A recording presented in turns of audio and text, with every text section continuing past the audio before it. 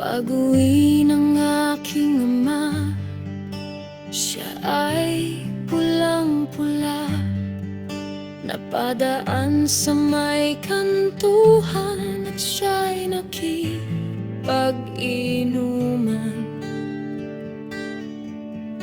Ngunit ang aking ama ay biglang nagsuka.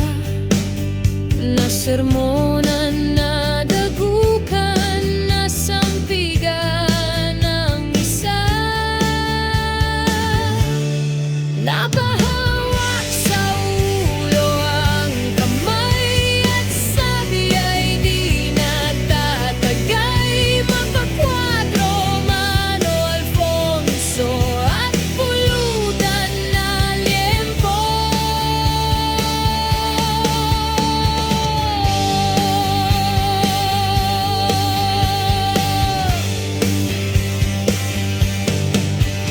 Bumili ng yelong matigas para daw pampahulas sa hangover niyang malakas. Gustong makaiwas. Napahawak sa ulo ang kamay at sabi ay di natatagay. Mapakwadro, Mano Alfonso at pulutan na liempo.